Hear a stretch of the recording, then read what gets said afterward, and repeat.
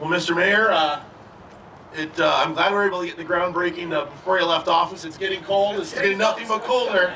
But thank you for your enthusiasm on this project. It's been evident from day one, and all your trips out to Surly Fest and Darkness Day over the year.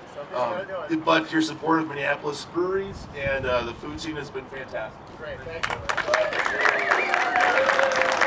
I'll make it real quick, but I just want to say that at 7:30 this morning I tweeted, "Is it too early to have a Furious to celebrate the groundbreaking?" No, right? Let me ask that again. Was it too early to have a Furious? No. All right, good. I'm glad you're awake. Actually, I felt more like, remember the Coneheads who used to drink a 6-pack at once? I could have had a great Surly 4-pack all at once. I'm so incredibly excited about that. Omar and the Surly team are opening a brewery, but I think one of the great things about it is that they've done it right. They've treated employees well, they got the brand right, and they've made just a kick-ass beer, and a lot of it. And Omar has been a real inspiration to us. I also want to give a shout out to Omar's parents, immigrants who came here, who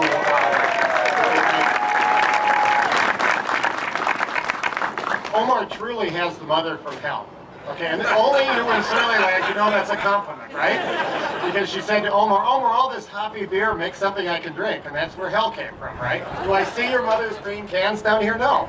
I don't know what this is about, but that's a whole other story.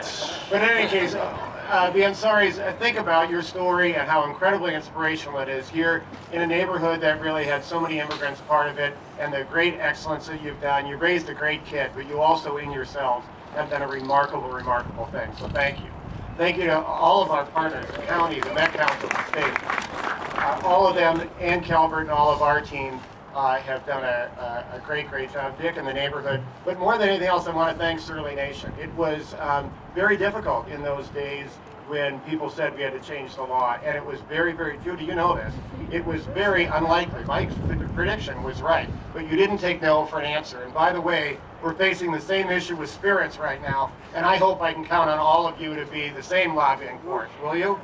Because we've got to make sure that we do this. This is a phenomenal thing that's been done. It's just a lot of fun. So let's have a great toast, and more than anything else, make this transit-oriented destination brewery a great destination for years and years to come. Thank you, everybody.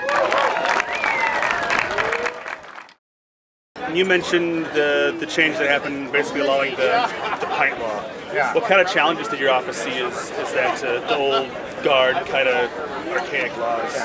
Well, you know, my grandpa was a brewer in New Prague, Minnesota, and there were breweries like that all over the place. And then somehow this whole industrialization got in, and laws really prevented us from having what we were seeing here today, which is the idea of just a local guy from an immigrant family starting a business, having to catch fire and building it. So we made the case primarily because so many beer activists were part of it, and that was the start.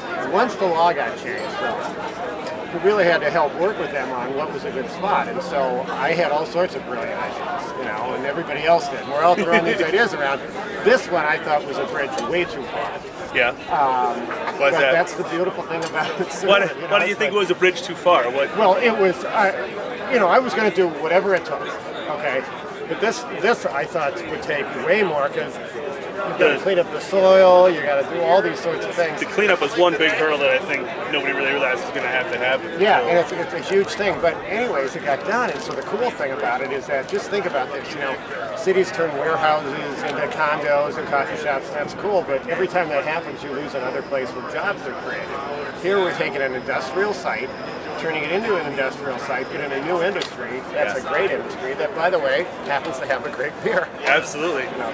Yeah, and when everybody gets to enjoy it and industry grows, and Minnesota's a better place to live. Yeah. So I think it's a win-win. Yeah, so my philosophy is there should be no fluids transported into Minnesota. Beer, spirits, anything else. We should only drink Minnesota. Now, when I'm in Wisconsin, I say a totally different